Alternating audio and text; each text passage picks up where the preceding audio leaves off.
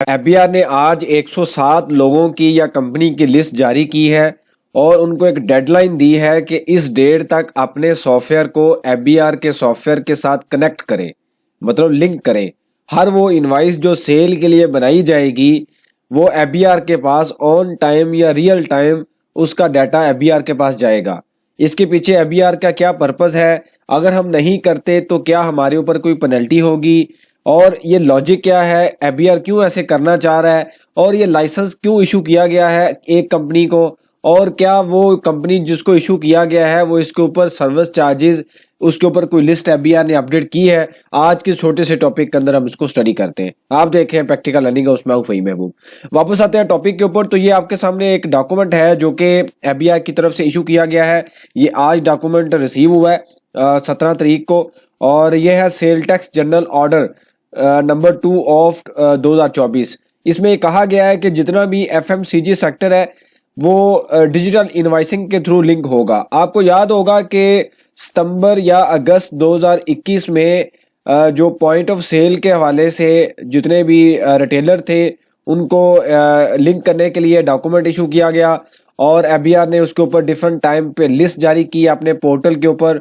और वहां पे भी एक वो ऑथराइज जो पॉइंट ऑफ सेल के लोग होते थे या रिटेलर होते थे उनका नाम वहां पे ऐड किया जाता था, और उनको कहा जाता था कि इस डेट तक आपने पॉइंट ऑफ सेल के साथ रजिस्टर्ड होना है, अगर आप रजिस्टर्ड नहीं होंगे तो उसके ऊपर पेनल्टी है। तो इस तरीके से एफबीआर ने तब से लेके अब तक काफी रिटेलर जो है टीयर 1 के रिटेलर हैं उनको पॉइंट ऑफ सेल के साथ कनेक्ट करवा लिया है। अब वो तो पहला स्टेप था, रिटेलर को लेके आए। अब इन्होंने क्या किया है कि जो एफएमसीजी सेक्टर है यहां से काम शुरू किया है कि सारे जितने भी मैन्युफैक्चरर हैं या जितने भी पाकिस्तान में बिजनेस है, जब वो कोई काम करे तो हमें फौरी पता चल जाए कि वो क्या कर रहे हैं। मतलब आज उन्होंने कोई अगर सेल की है, कल सेल की है, परसों सेल की है, तो वो तो जाके हमें महीने के बाद रिपोर्ट करते हैं। 18 तारीख को टैक्स रिटर्न फाइल करते हैं, हमें डाटा लेट रिसीव होता है। तो हम ये चाह रहे हैं कि जिस टाइम पे सेल हो उस टाइम पे हमें पता चल जाए कि आज इन्होंने क्या सेल की है और किसको सेल कर रहे हैं।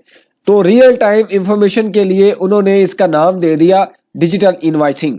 मेरी थोड़ी सी तबीयत अपसेट, आवाज ठीक नहीं है, शायद आपको सही नहीं आ रही होगी। तो डिजिटल इनवाइसिंग का जो पॉइंट है उसके मुताबिक इन्होंने डॉक्यूमेंट इशू किया। ये नवंबर 2023 को एक डॉक्यूमेंट इशू किया जाता है एसआरओ, और वहां पे कहा जाता है कि सेल टैक्स रूल्स के अंदर के जो इलेक्ट्रॉनिक इनवाइसिंग है इसको इम्प्लीमेंट किया जाएगा, और बोर्ड या एफबीआर नोटिफाई करेगा कि किसको इम्प्लीमेंट होना है।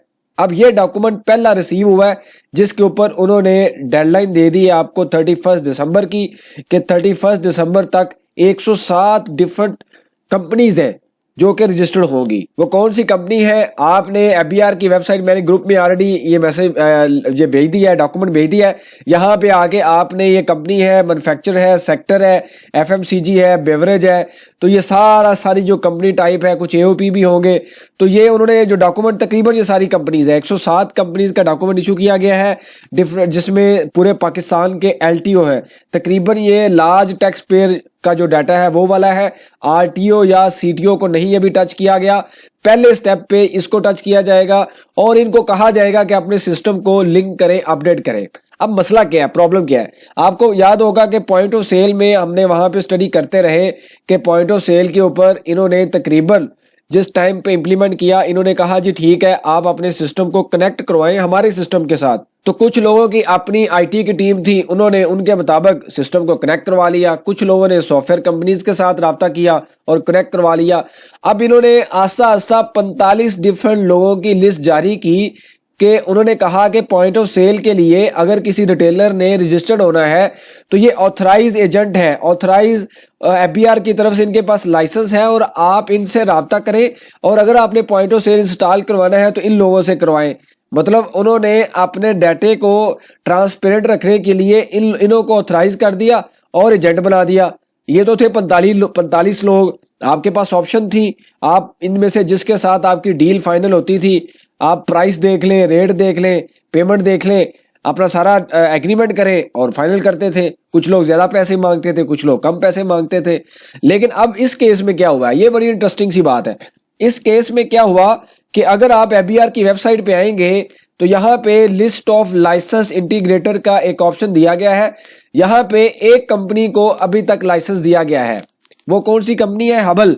हबल को लाइसेंस दिया गया कि आप जो है वो आपके पास इंटीग्रेटर का लाइसेंस है, डिजिटल इनवॉइसिंग का। जितनी भी कंपनीज हैं वो आपके थ्रू रजिस्टर्ड होंगी, यानी कि जो सॉफ्टवेयर इंस्टॉल होगा वो आपके थ्रू ही कनेक्टेड होगा। अब ये हबल कंपनी है, इसके लिए एक बिजनेस अपॉर्चुनिटी आ गई। अब ये क्या कर रही है, ये हर इनवाइस के साथ आपसे पैसे चार्ज करेगी, क्योंकि इसके लिए तो बिजनेस अपॉर्चुनिटी आ गई, और बहुत बड़ी बिजनेस अपॉर्चुनिटी आ गई कि ये ऊपर जितनी भी कंपनीज हैं सारी एलटीओ की कंपनी है, बड़े बड़े सेटअप्स हैं, और ये वन टाइम कॉस्ट नहीं है। एक बार आपने पैसे देने हैं, जितनी इनवाइस जनरेट होगी पर इनवाइस आपसे पैसे लिए जाएंगे। तो यहाँ पे एक क्वेश्चन है, वो क्वेश्चन क्या है कि भाई देखें, इतना बड़ा सेटअप है, इतने बड़े सेक्टर को आप लिंक करने जा रहे हैं और आपने लाइसेंस दिया है सिर्फ एक कंपनी को।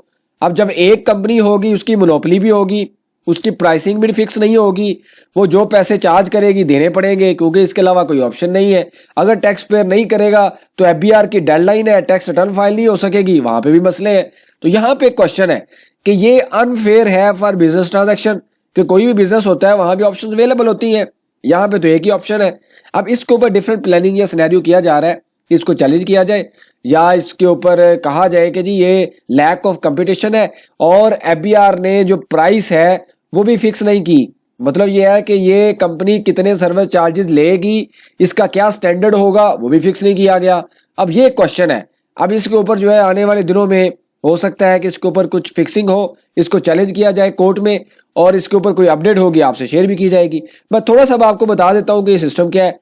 यहाँ पे है मैन्युफैक्चरर, यहाँ पे है सप्लाई चेन। मतलब ये है कि जहां से आप कुछ चीजें ले रहे हैं, आपका जो सप्लाई चेन है, वेयर हाउस है, रॉ मटेरियल है, वो सारी चीजें आती हैं। तो ओरिजिनल जो एफबीआर का प्लान है वो है ट्रैक एंड ट्रेस का, कि स्टार्ट से लेके यहाँ पे एफजी यानी कस्टमर तक जब चीजें पहुंचे वहां तक हमें सारी ट्रैक एंड ट्रेस हो कि ये चीजें कहाँ से आ रही हैं, ये कहाँ पे जा रही हैं। मैं छोटी सी आपको एग्जांपल देता हूं कि जैसे आप एक कंपनी है वो नेक्जर सी रिपोर्ट करती है और नेक्जर ए बनता है अगली कंपनी के लिए। जब नेक्जर ए में जाके आप वही इनवॉइस लोड करते हैं जो नेक्जर सी में जहां से आपने चीज परचेज की है उन्होंने जो रिपोर्ट की हुई है, इसके अलावा कुछ आप ले नहीं सकते।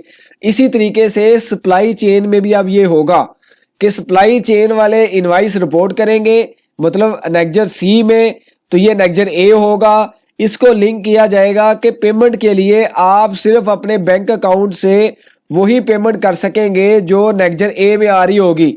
हमने स्वैप रूल्स देखे बैंक के, तो ये ट्रैक एंड ट्रेस में सारी चीजें आ रही है, जिसमें बैंक को भी एज ए एजेंट बना के वहां पे कहा जा रहा है कि आपने ये काम करना है। मतलब सारा सिस्टम इनपुट से लेके आउटपुट तक सारा सिस्टम डिजिटल होगा।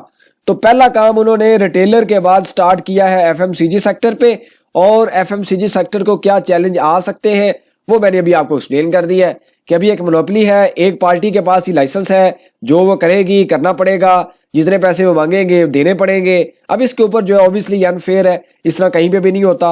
आपको कंपटीशन क्रिएट किया जाता है, आपके पास ऑप्शंस होनी चाहिए, उन ऑप्शन में से 1 2 3 4 चीजें आप सिलेक्ट करें। बिजनेस आप कर रहे हैं, कॉस्ट आपकी है, और ये एक एडिशनल कॉस्ट है। अगर बड़ी अमाउंट वो चार्ज करेंगे पर इनवाइस तो बिजनेस के ऊपर एक एडिशनल कॉस्ट आ जाएगी। तो ये बेसिकली थोड़ा सा सिनेरियो था।